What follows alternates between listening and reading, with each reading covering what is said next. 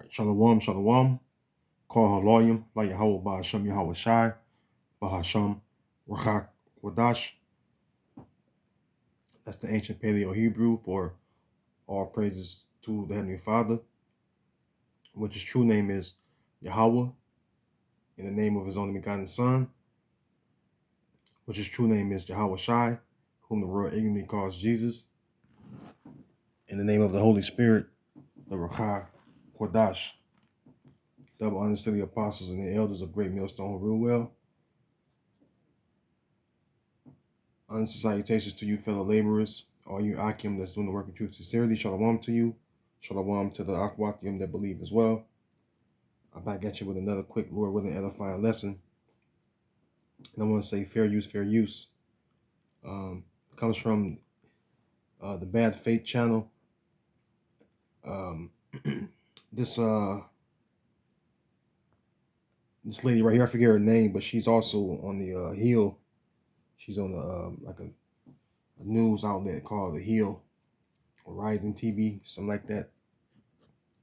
This is her personal podcast, and she had an interesting segment with Max Blumenthal. And I want you to hear what he says. I want to say fair use, fair use. Of course, I don't monetize my videos, but again, I want to say fair use. I'm gonna play this clip. I'm gonna let about 30 to 40 minutes maybe play. So let's let it rip. This Hamas mass rape propaganda campaign began last month, well into this conflict, well into this genocidal assault. Obviously, because it had a political utility in maintaining international and specifically liberal support for this assault, because liberal support in the United States is bleeding. I'm gonna leave it right there. Basically, this ongoing war between the so-called Arabs, which are the Ishmaelites, and the small hats, which are the Amalekites of the house of Esau, Edom.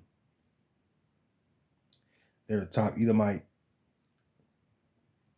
tribe, which is known as Amalek or the Amalekites. Small hats, the so-called Jews. It's an ongoing. Really, it's not a war. Really, it's just a like you said, a genocide.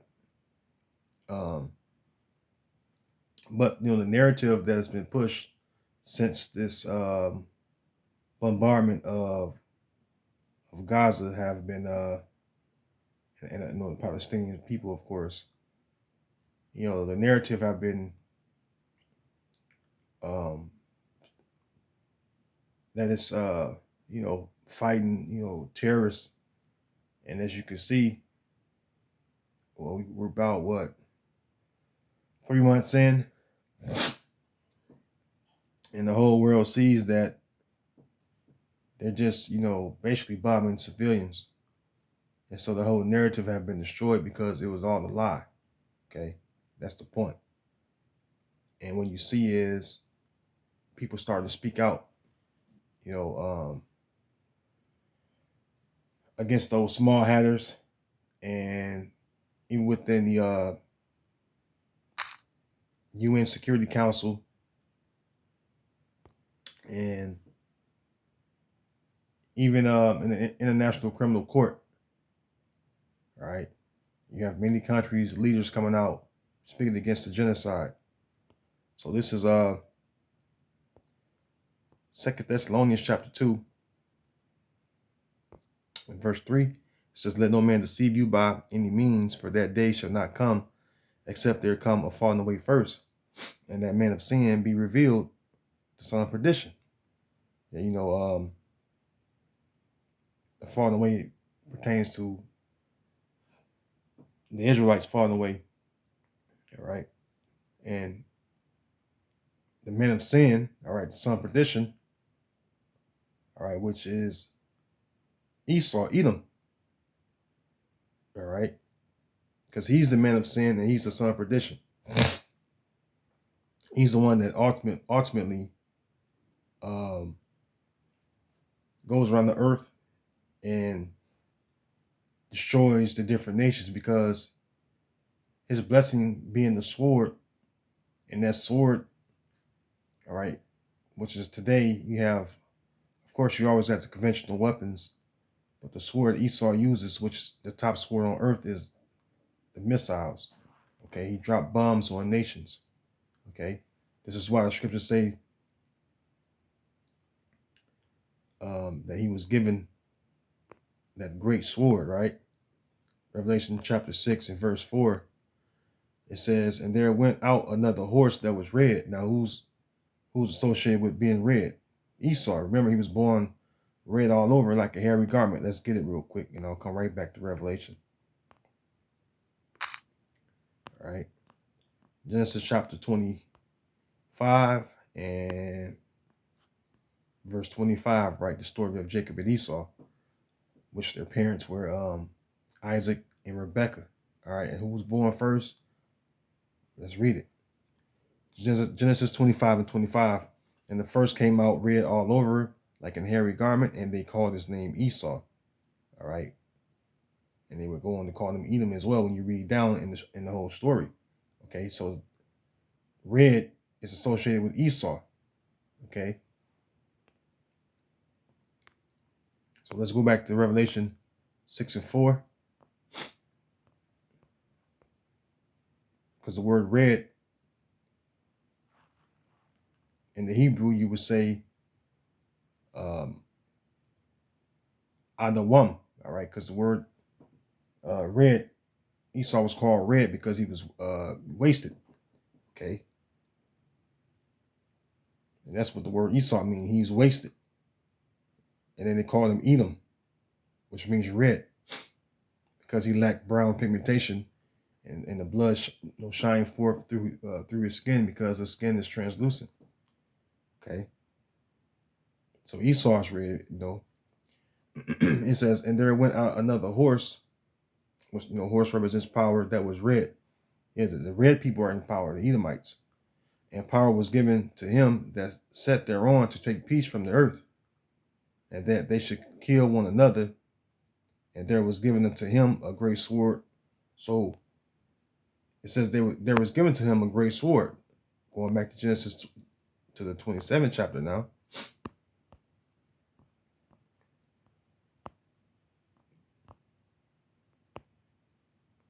To Esau, Edom's blessing. Genesis 27. And starting at verse 38. And Esau said unto his father, hast thou but one blessing, my father? Bless me, even me also, O my father. And Esau lifted up his voice and wept. And Isaac his father answered and said unto him, behold, thy dwelling shall be the fatness of the earth, and of the dew of heaven from above. And by thy sword shalt thou live, and shall serve thy brother. So the key point is, and by thy sword shalt thou live. So he was going to be given the fatness of the earth, all right, and of the dew of heaven from above, and by his sword he was going to live. And we're witnessing Esau live by his sword. All right, since the Renaissance began, on up until this very day, he's been living by that sword. All right, and even in ancient time, when he was the Greeks and the Romans, he lived by what? The sword. All right, remember, the Greeks and the Romans conquered the known world during that time. By what? Their sword, because they were the Edomites.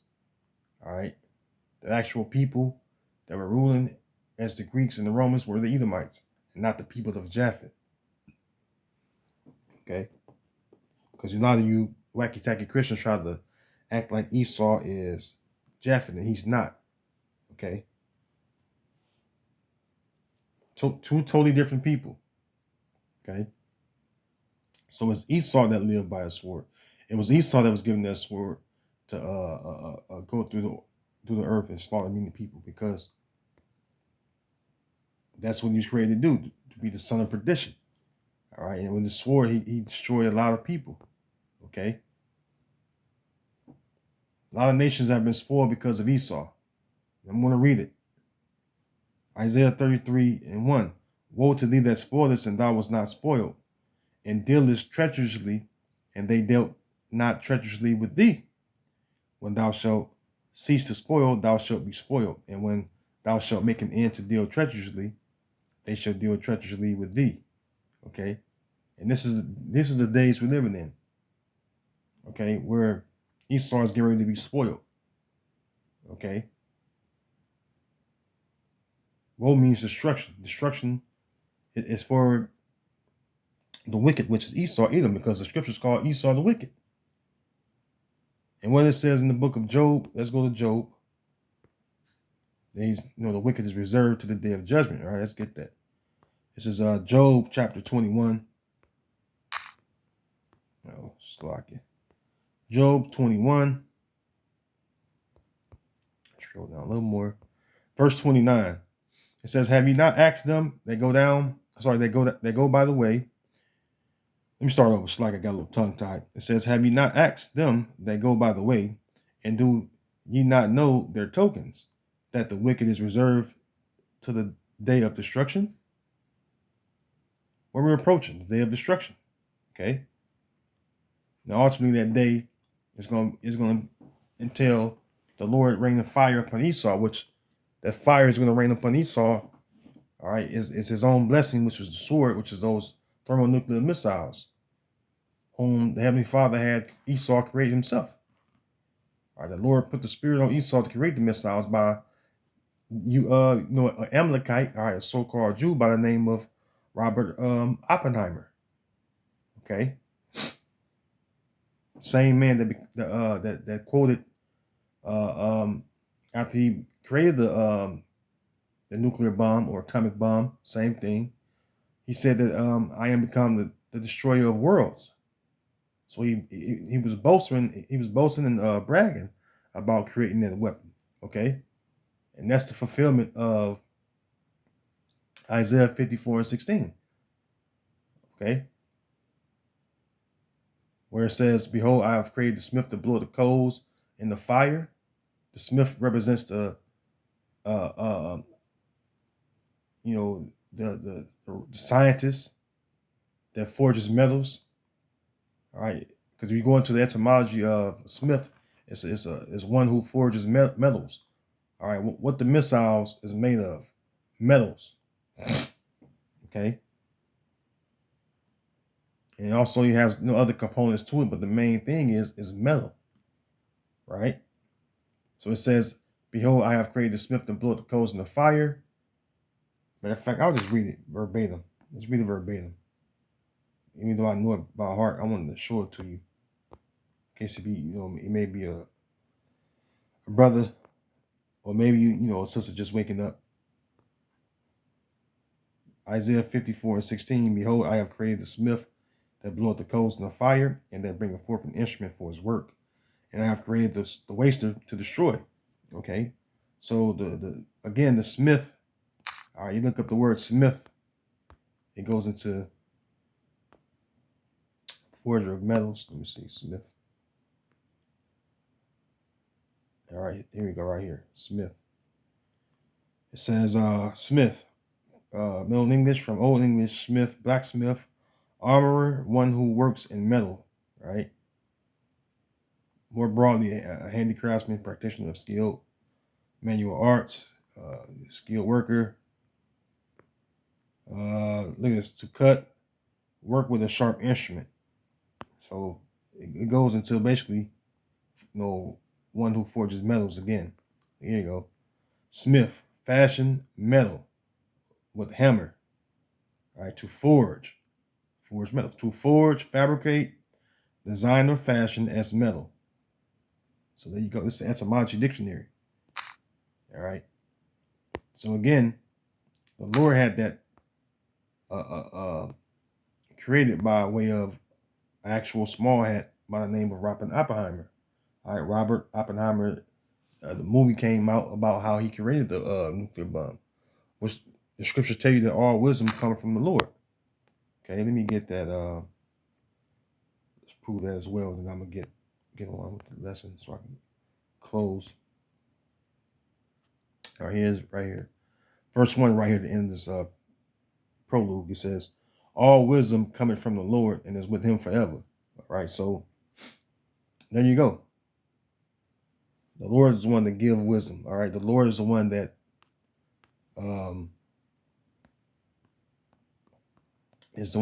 sealed man's instruction. All right. Let me see here. Bear with me 1 second. Job 33:15. In the dream, in the vision of the night, when deep sleep falleth upon men, and slumberings upon the bed, then he openeth the ears of men and sealeth their instruction, that he may withdraw man from his purpose and hide pride from man. Okay, even though Esau's still a prideful bastard.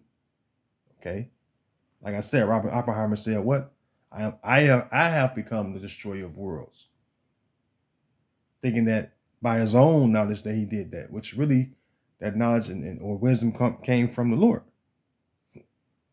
Excuse me. So he was just bragging for no reason.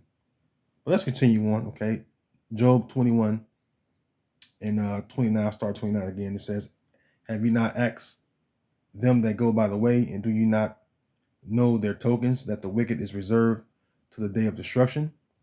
They shall be brought forth to the day of wrath." Okay, and this is what Yahweh Bashem Yahweh Shah is preparing for Esau, Edom. Okay, verse 31. Who shall declare his way to his face? Well, the nations aren't declaring your way to your face, Esau, because the nations are the one calling you out for your wicked and evil doings. All right, all your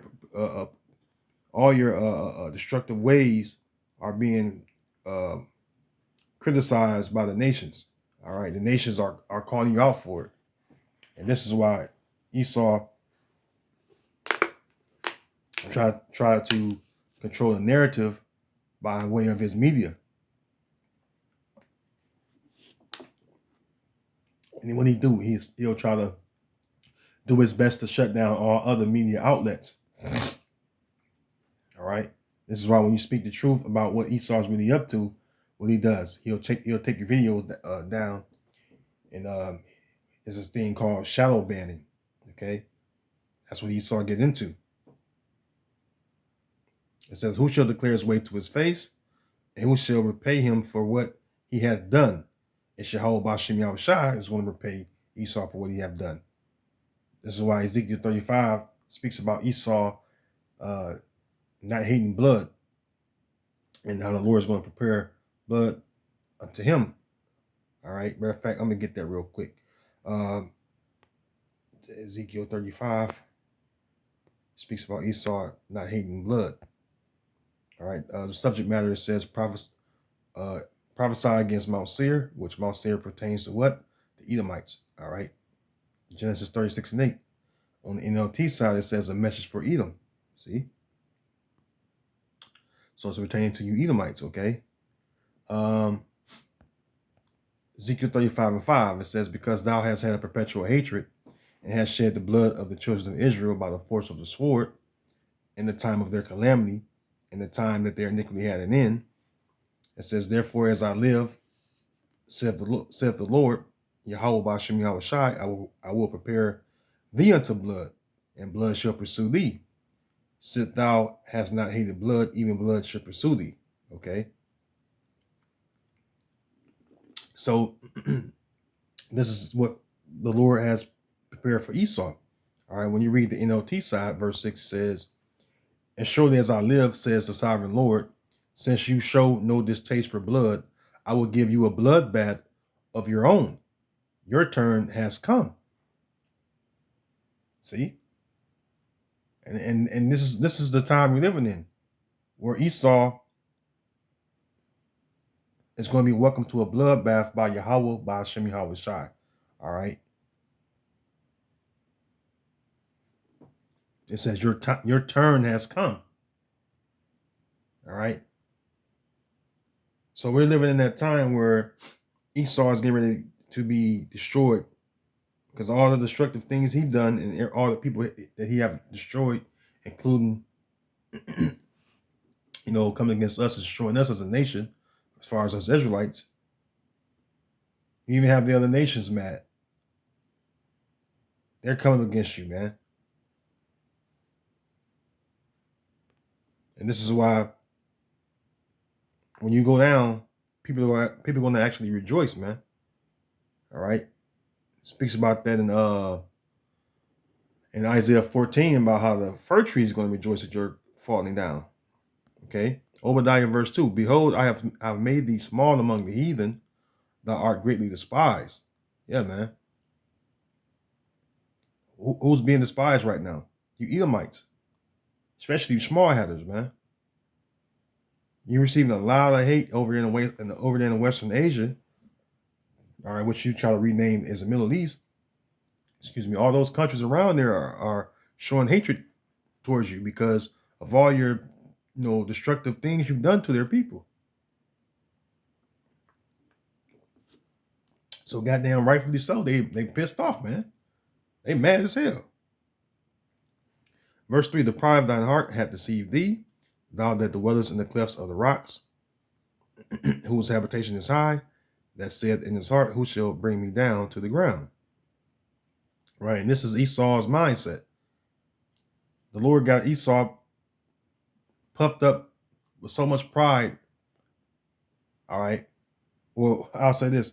Esau is puffed up with so much pride because the Lord had hardened his heart, just like he hardened Pharaoh's heart. That's the way I wanted to word it, Shalakia.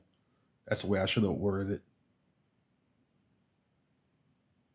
And this is the reason why Esau talked the way he talked. This is why he struck the way he struck, because he think that he'll never come out of power.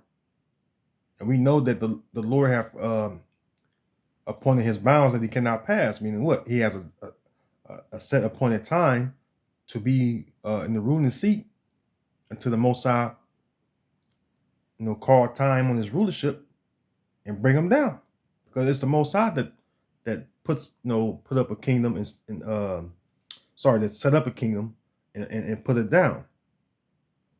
That's all on the Most High's watch and not man's watch. See? Verse 4, it says, though thou exalt thyself as the eagle, and though thou set thy nest among the stars, thence will I bring thee down, saith the Lord Yahweh Shem Yahushai. All right. The Lord is going to bring you down, Esau. So when you're done spoiling, you're going to be spoiled. When you're done destroying, you're going to be destroyed. You're going to be the first crops of slaves in the kingdom of heaven. Even though the other nations have their part, all right, in going into slavery, but the top slaves in the kingdom are going to be you Edomites, which is the main adversary of us Israelites, because you have a lot to pay for it, man. And what's going on is just more receipts of your wicked ways are being presented before the whole world. Okay. This is why the nations are mad. The scriptures say the nations are mad. And they mad at who? You damn devils, man. You Edomites. And your end is come. All right, your end is come, and you're not going to get away with all your wickedness. The Lord has a judgment prepared for you. Okay. I'm gonna read it right here. I'm gonna close. Nahum 1:3. It says Yahweh is slow to anger and great in power, and will not at all acquit the wicked. Okay. So, just like it says in Jeremiah, art thou he that altogether should go unpunished? Thou shalt not go unpunished, but thou shalt surely drink of that cup. All right, and it's talking about who? Esau. See? So, with that, I'm going to say, Lord willing, this short lesson have been edifying to you brothers and sisters. And Lord willing, I'll see you in the next video. All praises to Yahweh Bashem Yahushai, Ba'asham Rakha Kodash. I want to say Shalom to the elected nation of Israel. And to the next video, I want to say Shalom.